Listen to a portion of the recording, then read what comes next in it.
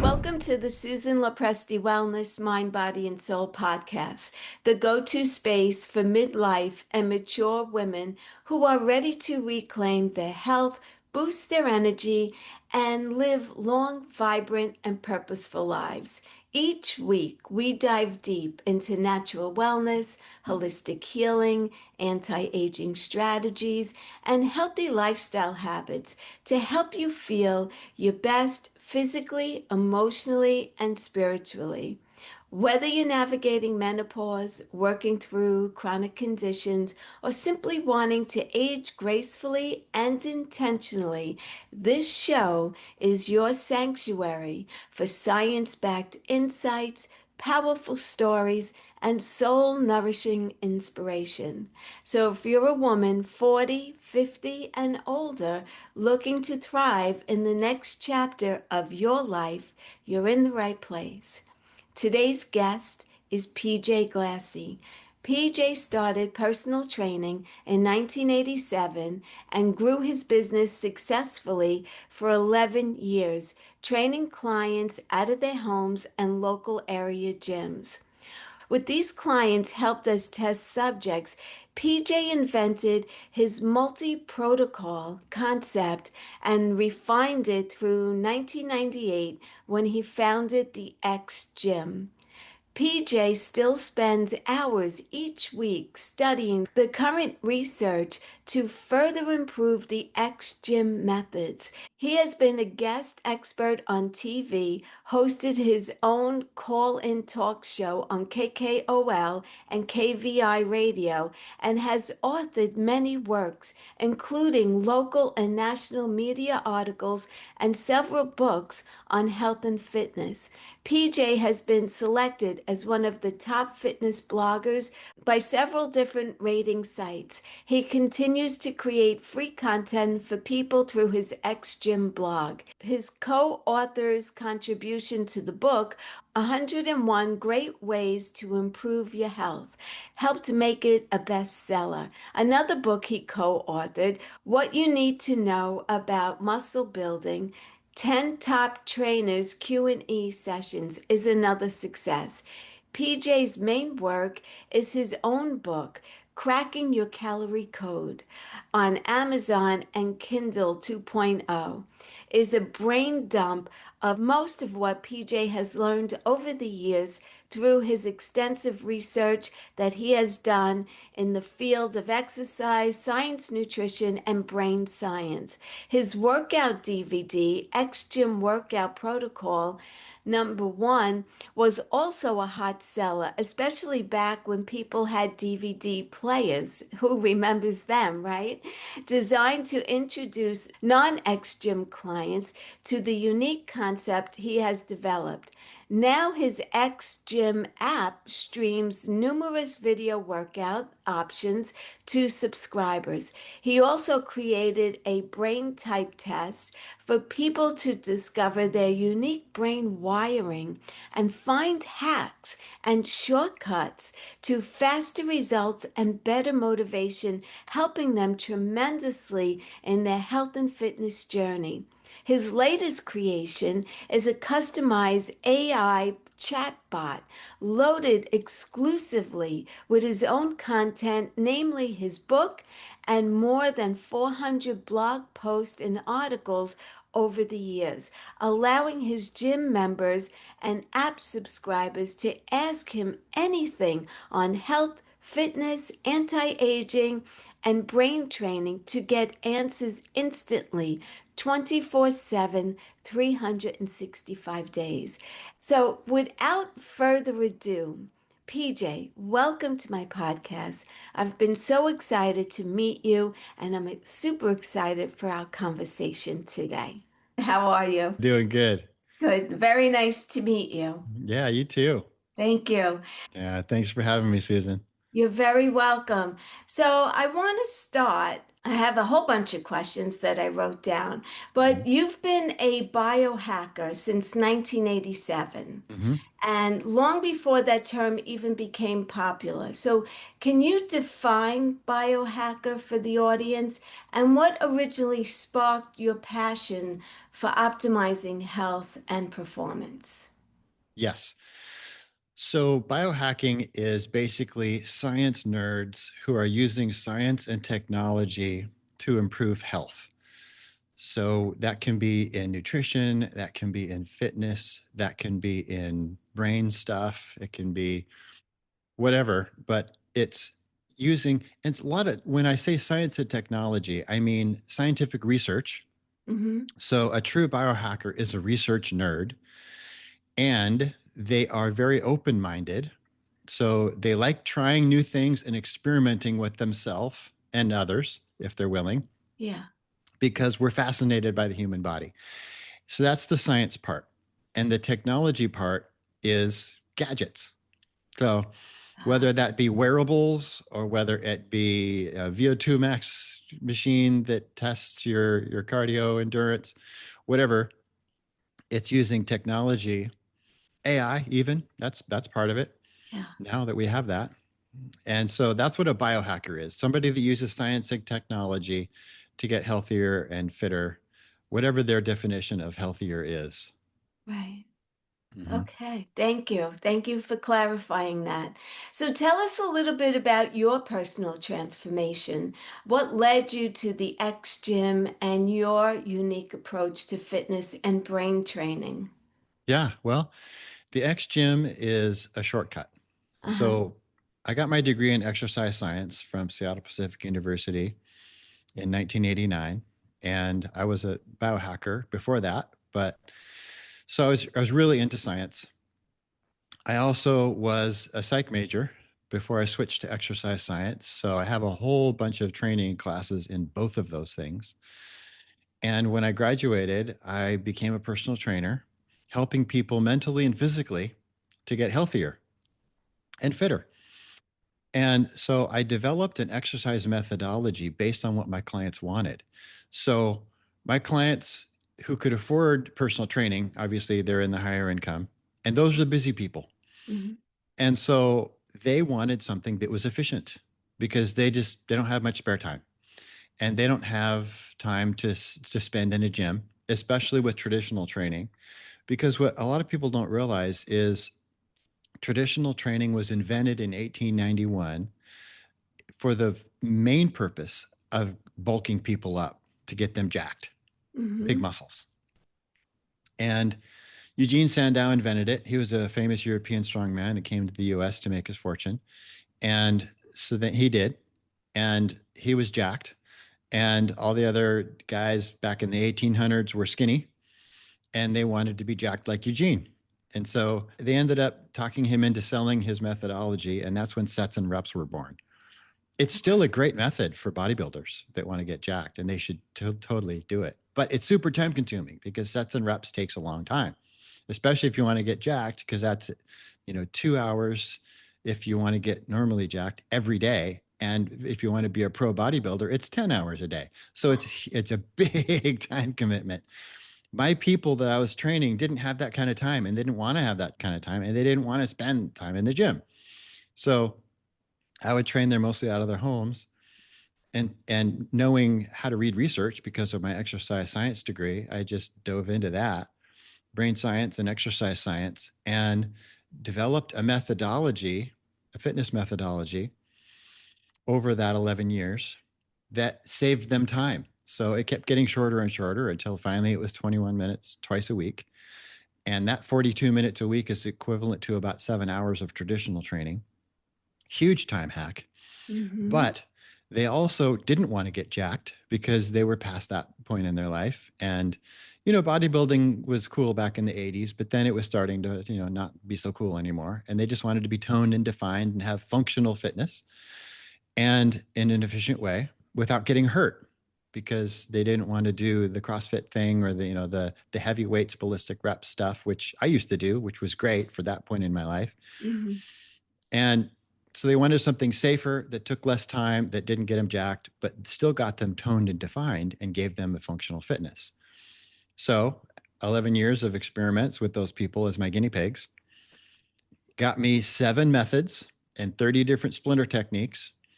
So then I opened the X Gym in 1998, and the rest is kind of history. But along the way, as we continue to grow and expand and change, so Hmm. our methodology is not the same as it was in 98. It's better now because we're constantly still doing experiments and reading tons of research, but we're also helping people with their brains. And that started back in the year 1998, about when we opened the X Gym, when my sister and I were suspicious that my mom might be getting early onset dementia. Mm. And sure enough, in the year 2000, she was diagnosed with early onset Alzheimer's in her 50s. Oh, And young. yeah, and so we didn't know enough back then to help her, even though I was diving into the research. So she passed in 2005. But I never stopped studying the research because it was changing so fast and I was learning new things and new ideas were coming out. And now we know that it can not only be slowed or stopped, but even reversed. Yes. And so I'm helping people with that too. But that made my training even more brain intensive in helping people rewire their brains so they think differently and therefore makes health and fitness goals achievable faster and easier with less need for willpower because they're thinking differently and acting differently and they're able to get past food cravings and emotional roadblocks and better motivation and discipline and also all those sorts of things that come along with rewiring your brain and improving your brain and training your brain. So give me some examples of that. Where do you begin with this with a client? Yeah, that depends on the person. So it begins with lots of questions. We start their initial workout and we talk about their goals, and then we can customize their exercise program. But then I tell them, hey, you need to let me know what struggles you're having. And then I will often give them the link to the brain type test. It's a 20-question quiz that determines which of the 16 brain types they are. Then we can sit down and we can talk about it. And I mean, people don't really need my help with the results sheet that they get, but it's fun to talk with them about it and ask a whole bunch of more questions. Why are these your goals? Why are you motivated to do this? And I'm kind of like a toddler with people when they ask why. I have a 2.5-year-old grandson right now, and he is in that stage. And it's the why stage. Why And for it's everything? for everything. And a lot of parents and grandparents might get irritated with that, but I love it. It's so fun because he asks me why constantly. And on his first question, I get kind of excited because I know there's going to be a lot of whys coming. And I don't know where this conversation is going to end up. It's going to be really fun to see because I don't know what knowledge I have on the extent of the knowledge I have on this subject, but 30 or 40 questions why later, Yeah. we're going to come to a conclusion or I will run out of knowledge. And it's going to be a really fun place that both of us, neither of us expected to be there. And that's what I do with my people. So Mhm. I'm the toddler and I keep asking why. And I keep getting different answers and better answers until they run out of answers. And now we know the real why of why they're here. And then we can work with that. And then with the brain training, we can give them specific motivation techniques and discipline developing techniques to break their old habits and patterns and establish new habits and patterns and make this whole process a lot easier and way more fun. And at the end of our conversation, we have landed in a place where neither of us thought we would be. And it's super fun to discover that because instead of me as the trainer coming with a bias and telling them what they should do, Mhm. I'm going to find out with all my questions. And we're going to end up at this place that neither of us expected to be. And it's going to be really exciting. And now we have a customized program to help that person based on their real goals and their brain wiring and personality type and motivation type and all that kind of stuff. Yeah, well, that's wonderful. I just want you to touch for a moment, if you will, on Alzheimer's disease Mm-hmm. and some of the things that we can do Yeah. to either slow it down or you said reverse it. Yeah. Give So us some for tips. Yes. And for people for future reference, if they go to xgym.com /dementia. They'll Okay. see it. And I boiled it down to my 5 top favorite things. Okay. Or just go to xgym.com and go to the bottom and type in the search bar dementia or Alzheimer's, Okay. and it'll come up. But I've talked with a lot of people about this, and I have this post up there because there's tons of things you can do, tons of things. But the top 5 is enough to actually even reverse it in some stages. The interesting thing about Alzheimer's that's different from other form of dementia is the people who have Alzheimer's are less likely to want to change. They're more resistant to change than regular age-related dementia, which can also be reversed with these steps.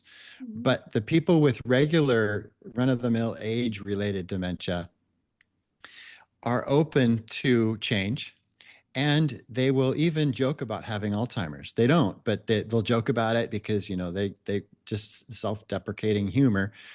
But an Alzheimer's person likely will not joke about it. They don't even want to hear the word, and it makes them mad. And so it's interesting to see those differences between the different forms of dementia. Mhm. Those are just 2 of many forms of dementia, but they can all be reversed. And the top 5 things are exercise, because you got to get oxygen to the brain. Yeah. And exercise also releases brain derived neurotropic factor, BDNF, Uh-huh. which is miracle grow for brain cells. And that's really important neurologically. So that's number 1, exercise. Number 2 is nutrition and hydration. So you're eating the right foods, you're getting enough good, clean, filtered water, you're eating real foods and getting off processed foods and those kinds of things. Number 3 is quality sleep. So you're getting good sleep. Number 4 is working your brain, exercising your brain with brain training stuff, but most importantly, learning new things outside your field of expertise. So I do a major brain training learning project every year. It's yearly, and I pick something that's really hard. So that's why I'm a general class ham radio operator. That's why I'm a private pilot. And I pick things that are really hard that have nothing to do with what I already know, what I'm really good at. And when I'm learning these things, I get to the point where it's like, oh, it's so frustrating. And I just want to give up or take a break for the day. But I know, and what other people are going to now know, is that when you get to that point where you want to quit, you want to back off, that's the point where your brain is getting the most benefit. So just remember that and know if you're doing this for a brain training exercise, now you push really hard and you just push through Yeah. and you expand that comfort zone and you do this hard thing, because now your brain is making new pathways and growing new nerves. And that's really exciting, especially for dementia prevention and reversal. And then the last one, number 5, is relationships. Yes. And so making Connection, sure, right? yeah, Yeah. making sure that you have close relationships. So acquaintances are fine, but it's the relationships where you have to work on them that are the ones that are good for your brain. Mhm. And at least 2, and but as much as 5. And those are the really close ones, the intimate relationships where you can talk about anything. And this is a person that you can call up and they'll come help you move. And these really good friends that help you do stuff. And you have to work on it. So if you have 3 of these friends, one of them, at least one of them, should be a hard relationship, not a bad relationship, but one that you have to work on with them. They can't all be easy relationships that you get along and there's never any drama. Right. The hard one is actually really good for your brain, and that's the best for your brain. So whether that's a relative or a friend that you can't seem to cut out of your life, well, there's a reason. Or a spouse, maybe you're not getting along with somebody that you have to work on to keep this relationship. That's really good for your brain.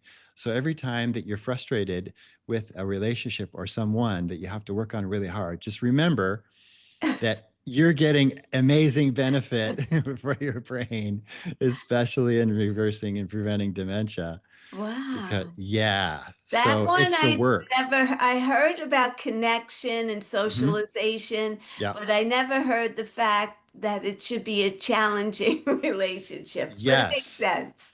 Yes. Challenge is a miracle grow for your brain. Yeah, for sure. So, what other activities? Because I hear that, doing puzzles is really Hmm. great, or crossword puzzles and things Yep. like that.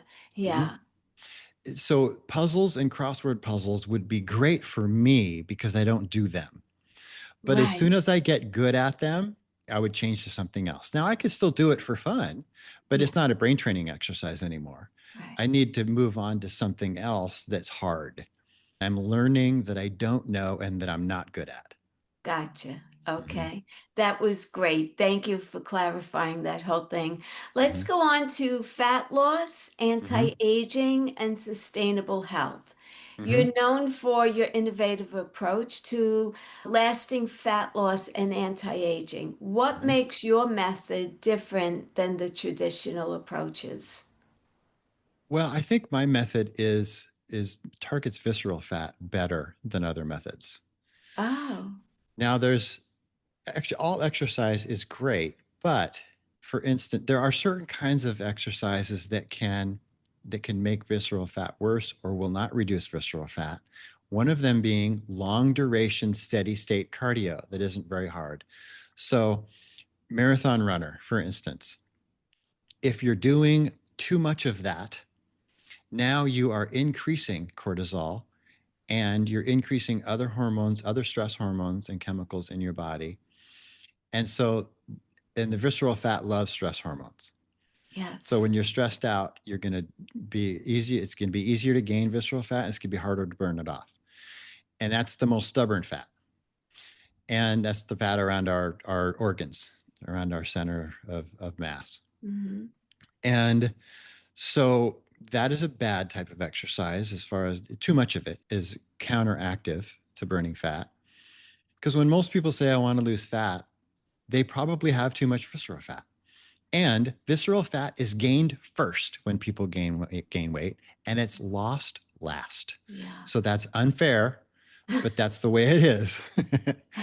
And visceral fat loves stress. So it's all about stress reduction. So the other type of exercise that is, besides the over exercising and chronic, is because that's just too much stress, is other it too intense. So if you're exercising, say, a bodybuilder's really into it and he's working out 10 hours a day and he's doing very intense, well, that's increasing the stress hormones and stress chemicals. And so he's going to struggle more with fat loss. Hmm. And so as far as exercise goes, it needs to be intense, but just not too much. So the duration can't be too long. Intensity is great. And there's nothing more intense than X Gym, but it's just 21 minutes twice a week. So we're only talking about 42 minutes a week versus 10 hours a day for a pro bodybuilder. Yeah. And that's a huge difference. So even though it's intense, it's not enough time to cause overstress overload. And therefore, it burns visceral fat instead of increases and stores visceral fat. It's also a good stress release because it's not overdoing it and it's not too much time at it. And so you're getting all the benefits of the intense exercise stress release that comes with intense exercise without overdoing it in time. And so your body is able to release that stress and get it out, which also helps burn the visceral fat. So would like a fast walk Mhm. be considered beneficial? Yeah, that A would be fast walk or better. bicycle riding, like outside bicycle riding? Oh, for sure. Yeah. Okay. And if someone's going to do a power walk, I would also recommend that they go to a park and do it in the forest Oh, or with as much plants around as possible, yes. because then they're getting that wonderful filtered UV and they're getting the cleaner air and the fresh new oxygen and just the whole vibe and everything that comes from nature. We call this forest bathing. We actually Yeah. made a term for it. where because 200 years ago that was normal, everybody just did that because we lived in the forest and in Mm-hmm. villages. But now we have a term for it because it's so rare. But it's great to do that. So if you're going to go for a brisk walk, anywhere is great. You know, if even if it has to be inside on a treadmill, that's great. But the ideal scenario is to get out in nature and do it. Yeah. Yeah, I love that. That changes my whole demeanor when I'm in nature. I absolutely love Oh it. Love gosh, it. yes, it's Yeah. amazing. Yeah, for sure. Yeah. What are your top three daily habits that you believe contribute most to your youthfulness and your vitality? Because I know you're 59. I'm giving away Hmm. your age, Yeah, but you actually look like you're 39. So, what are your top thanks. daily habits? Yeah, so it's about consistency and discipline. Okay. Now, people get started with motivation, and motivation is great for the beginning, but that wanes. You know, anybody can go to a Tony Robbins weekend and be fired up for a week, but that's about all they're going to get out of it. So discipline has to be created. And that's the most important part. And what I tell people is you can stretch out your motivation. And the longer you stretch it out, the more likely it is that you create discipline, meaning you create patterns and habits. But the way to do that is, you know, once you get back for your Tony Robbins seminar, which is great, then you write down your goals and what got you excited and you capture all those emotions and then you post it somewhere you're going to see it all the time. Hmm. So then in 2 weeks, you still see it and you haven't forgotten about it and it hasn't waned as much. And you try to push that motivation out as long as you can. So it gives you time to create and establish new patterns and habits. And once you've done that, now it's automatic. It's like brushing your teeth. Yeah. And so I tell people get that done and start easy and small. And maybe it's somebody who's really out of shape. Let's say you're a computer programmer and you sit down all day at a keyboard and then you come home and you play video games. And now you're 39 years old and you're 400 pounds and you feel awful. Well, where do I start? I feel awful. Exercise sounds like a horrible idea because that would be a lot of pain. I'm used to being, you know, having this comfort zone that I never go out of. Well, so that start small and pick something so easy that it would be ridiculous not to do it every day. Maybe that's one push up, or maybe that's just standing up and walking around the inside of your house, or maybe it's going outside of your house and walking around the perimeter of your house. It's so easy, it would be stupid to not do it. It's ridiculous to not do it.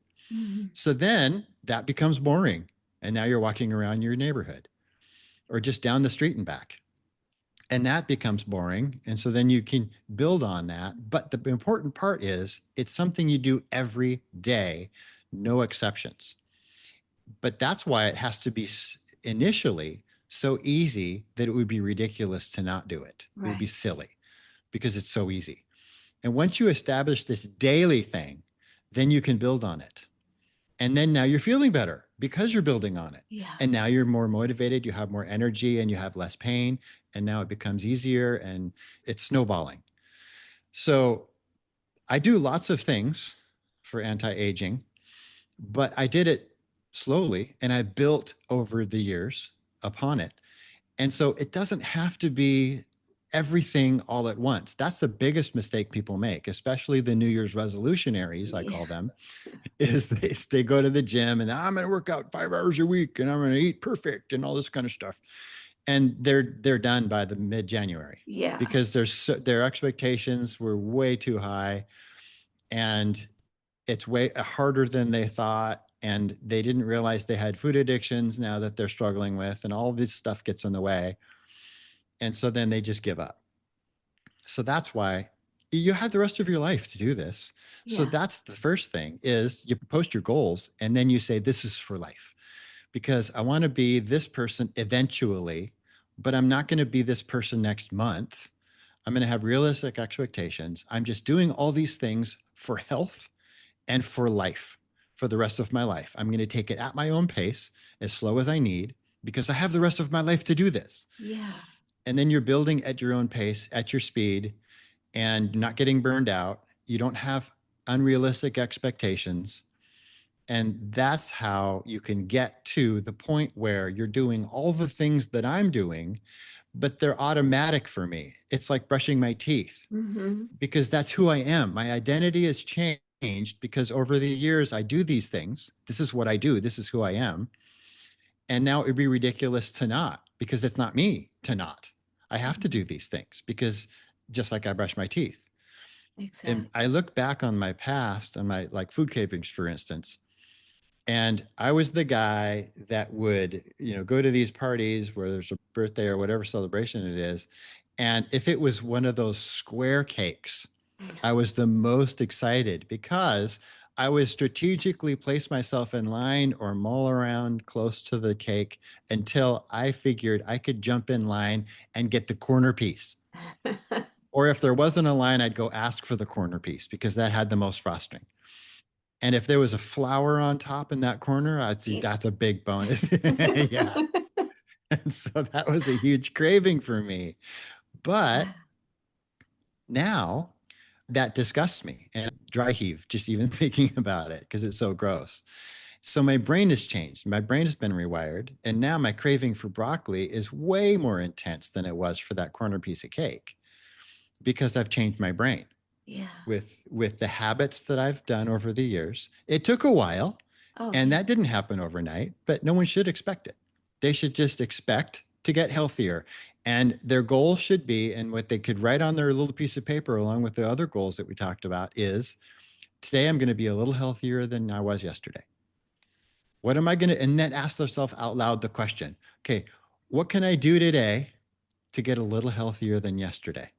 It's not perfectly healthy. It's a little healthier just to make progress. Right. And there's going to be bad days. There's going to be bad days where you make bad choices and you don't get healthier, you get less healthy. And that's okay too. You say, oh, wait, oh, I screwed up. Okay, I forgive myself. Now, here we go. Let's move forward. Tomorrow, I'm going to be healthier. And starting right now, even though I just made that mistake, what can I do now to get a little bit healthier and get back on track? Because it's where the people don't forgive themselves and they just give up out of Yeah. frustration and beat themselves up that don't get back on that train. And a lot of people say I fell off the wagon. My visualization project is to visualize being on a train because if you fall off a wagon, the wagon keeps going and now you have to run and use all this extra energy to catch back up to the wagon and get back on the wagon. But if it's a train, you fall off the train. Well, you're beside the train, you're watching the train, you're looking up at the train, it's still moving, but you don't have to run a whole bunch and catch up to it. You just hop back on.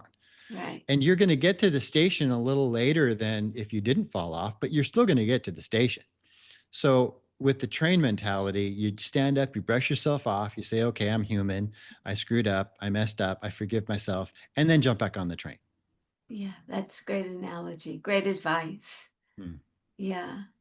So you developed some truly unique methods, exercise methods at the X Gym. Can you Mhm. describe what makes your training style stand out? Yes, it is the multi method concept. So with traditional training, you've got one method, sets and reps, and you've got one way of doing the rep. It's going to be fast ballistic motions. And whether it's 1 second up and down, like most people do it, or whether it's 3 or 4 seconds up and down, it's still going to have momentum involved. And that style isn't going to change. You might change your exercises from time to time, but the way you do the rep and the way you're doing exercise isn't changing.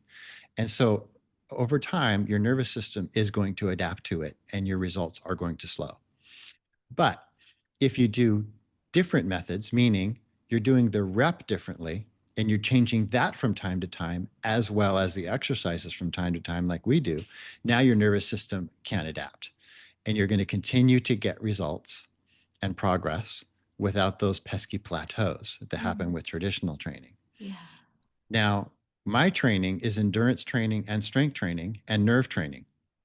So, because of that, people don't get bigger, they get more defined, they get more toned and more muscle density, and certainly stronger functionally. So, they look and feel fitter, and they are, but they don't get jacked, they don't get bigger.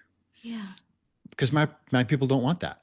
And people that do want to get jacked shouldn't come to X Gym. They shouldn't come to me. They should do traditional training and bodybuilding.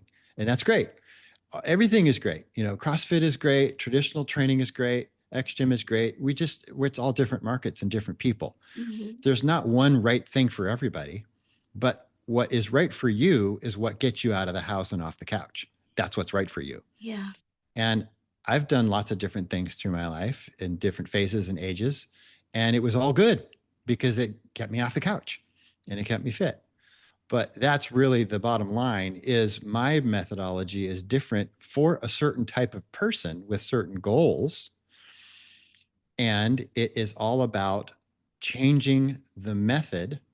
So if the way you're doing the rep, so some are slow motion, some are stop motion, some are direction changes, it's all time under tension and it's all to complete muscle fatigue, but it automatically adjusts to each person. It's relative to what they can do, where they are. It meets them where they are Mhm. and they get 100% out of it. And as they get stronger and they're able to stretch out their mental and physical envelopes, they can do more, put more into it and get more out of it.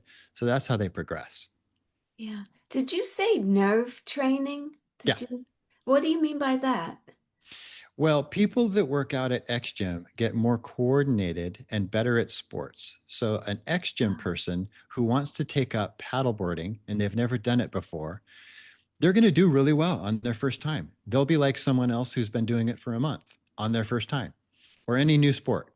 But if you ask a professional bodybuilder who does uncontrolled exercise motion for 10 hours every day to pick up a new sport that he's never done before, he's going to look like a complete oaf because he hasn't been concentrating and focusing on his functional movement patterns like we do at X Gym. So okay. X Gym is kind of like Tai Chi, but with resistance, light Oh, resistance. So okay. it's very controlled, focused movements, and your brain is concentrating on it. Traditional training or bodybuilding is uncontrolled movements where you can do your sets and reps and you can talk to your friend while you're doing it, or you can watch the TV while you're doing it. You're just Right. getting your reps in, you're trying to get the numbers in your sets, which is great for people that want to get bigger. They should do that. But for people that want to get more coordinated and functional fitness and toned and defined with great endurance, then they're doing my style, which is focus training. And it's kind of like Tai Chi, it's kind of like bar, it's kind of like Pilates, but it's super different from all of those because of the time under tension and fatigue transition and lots of other reasons and multi protocols, 7 different methods. We're cycling through those all the time, 30 different splinter techniques that we do to get to failure, to true muscle fatigue. And it kind of up to the trainer, depending on what they see happening and the degree of fatigue. So it's very complicated program as opposed to all the other ones that are just one method and are therefore much simpler without splinter techniques. And so, because of this control, this intensive focus with the brain and control with the movement, it's training the nerves. And because the nerves control your movement, and the brain is the conductor of that orchestra, and they're both working really, really hard the whole time. It's almost a form of meditation because Yeah. you're so focused on your movement that, and that's all meditation is picking something to focus on and Yeah. staying on focus. And when you get off focus, to bring yourself back on focus. And that's what we do. And that's our methodology for physical. And that's why it's so good for the brain too. I was just going to say that sounds like it would be great for the brain as well, Yeah, besides your body. absolutely. Yeah. Wow, very interesting. Hmm. So you have the X Gym exercise app. Yeah. How does it make it easier for people to get results with the app, even from home? Hmm. Yes. So it's video, it's guided video exercises, and I'm Okay. demonstrating and I'm doing some coaching. And some of it is complete, lots of words, lots of coaching through the whole thing. And other exercises a little bit easier. Maybe there's going to be some music along with it. It's all different and they're all very, very specifically designed. So people can go into the app and then they can select just one exercise and they can filter it based on, muscle and method, Hmm. or they can do a whole 21-minute routine. I just added another one yesterday and whatever. but it's their choice. So they can do one exercise as an exercise snack when they have a spare 3 minutes and don't want to get sweaty, or they can do a full 21-minute routine. It's very different from other exercise apps out there. And it's also web based. So I can change it fast and add things easily instead of Apple Store. So it's through our website. And it's no frills. It's just videos that you can filter and just do it, just the videos. And instead of, counters and fancy whatever, bells and whistles that some of these other exercise apps have, which which are better for some other people. So my methodology and my app is not for everybody. My app is more for people that already have a good ability for focus. They don't need bells and whistles and flashy lights and things. Mhm. But some people do need that. So they need to pick an app that has those flashy bells and whistles and lights and things. And that's going to be better for them. So it just really depends on the person. Now, is the app independent from the gym? Like, do you Mhm. need to be a member of the gym in order to utilize the app? No. Mm-mm. No. Okay. Sometimes members will have the app if they travel a lot. We Yeah. do online training too. So we train our members while they're traveling. But sometimes they're in a different time zone and they can't book a time. So then they pull up the app and they do the video workouts from the app. Okay. And if you're not a member of the gym, can you also utilize the app? Like, is there a fee to have the app for a Yeah. non-member? Yes. Yeah. Okay. Yeah. It's month to month. It's just a monthly fee. Gotcha. And Okay. people do it as long as they're working for them. And if it doesn't, or if it's not their style, then they just cancel. It's Right. easy, super easy. Anybody can. You don't have to be a member. Okay. I just wanted to clarify that. How has the fitness industry changed since you started, and what do you predict going forward the next 5 to 10 years? Yeah. So the industry, unfortunately, hasn't changed that much. Oh, okay. People are still doing traditional sets and reps, regardless of their goals. And that was invented in 1891. So it's a very outdated methodology unless you're a bodybuilder and you have the time to commit to it. Then it's perfect. But for everybody else, it's not such a great idea. And and it's very time consuming. And that's why it's discouraging for a lot of people, especially people, the New Year's resolutionaries that make their goals and end up failing really fast. It's just too much. It's too time consuming, and it's harder than they thought, and their progress isn't as fast as they thought. But and then there's the CrossFit. So CrossFit was a disruptor, and that changed the industry. And the good part about CrossFit is it got more people off the couch. And for a certain type of personality and brain type, it's great because they have these whiteboards up on the wall and they write your name up there and they write your last max that you did, the max weight you could lift. Hmm. And then that's your record. And now this time you're going to try to break it. And for certain personalities and people, it's really motivating. And it's also a tribe mentality. So when you're there, you're part of a tribe Yeah. and other people are going to encourage you and they're going to scream at you and get you motivated and clap for you and celebrate you. And for a lot of brain types, that's fantastic. It's perfect for certain personalities and certain people. And it keeps them coming. And there are really good CrossFit coaches out there that prevent injuries, but it's not known for that. So it's more likely going to be that somebody is going to get injured because they're trying to beat a number, set a new PR or whatever, and their form is going to suffer, or they're going to go too fast, too ballistic, use too much weight or whatever. And so injuries are pretty common, Mhm. which for some people is also okay.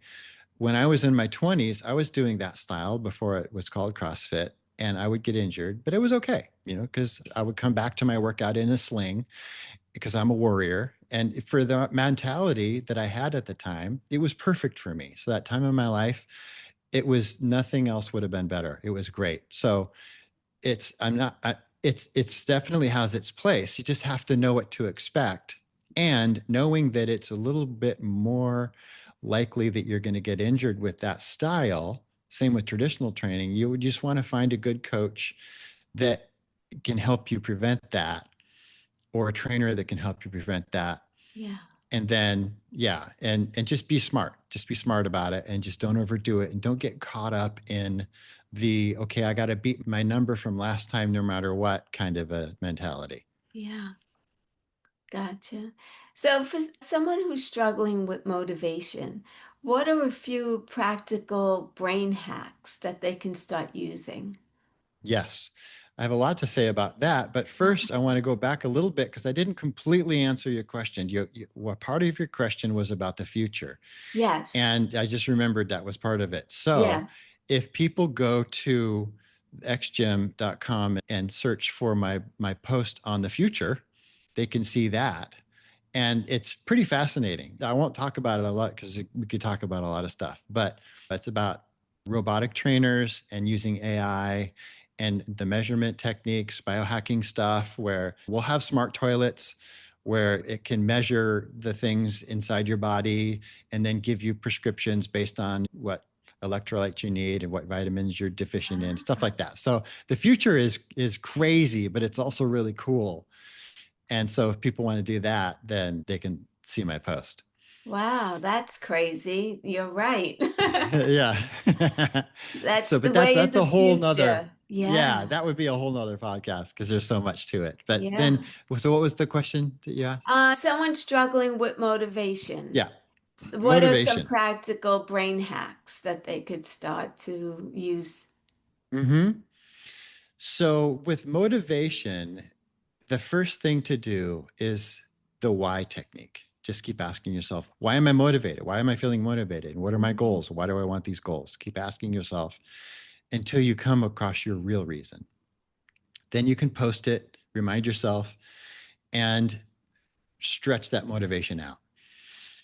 The way that people achieve anything in life is through discipline, and discipline meaning doing something every day, doing the same thing and new things, adding to it every day. It's a daily habit. So if success is defined differently from different people.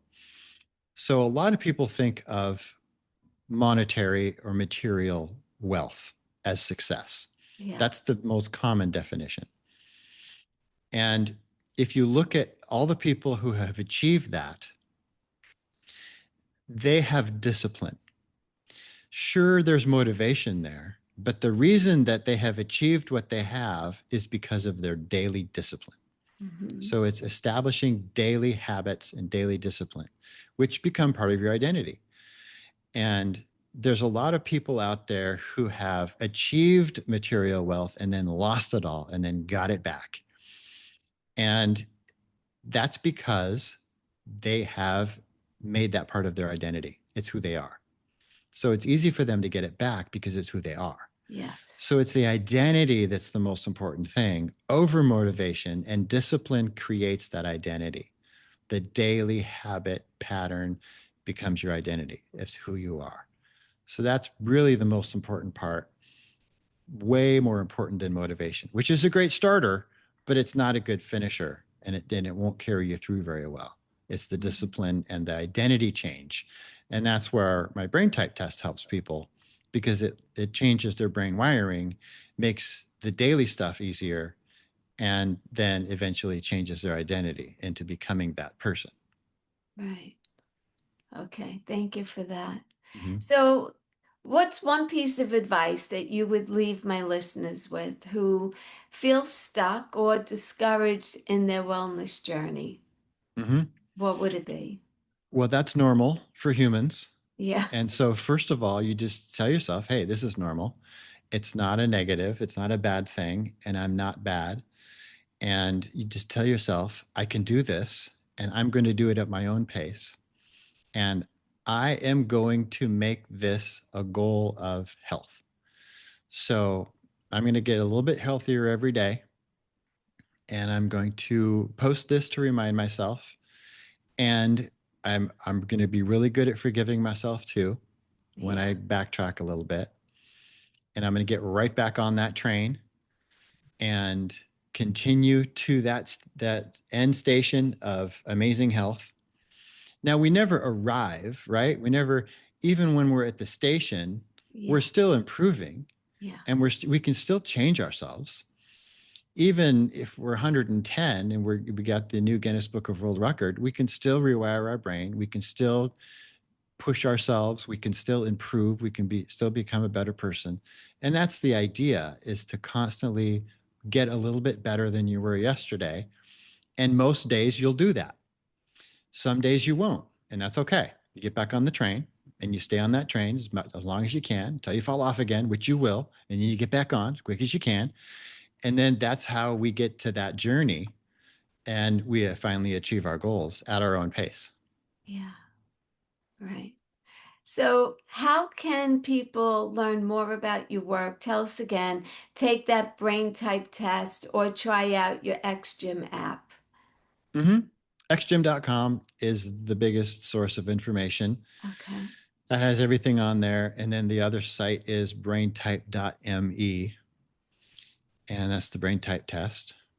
And everything is there. I mean, you're just scrolling around XGym, and down at the bottom of the homepage is my socials if you're into that.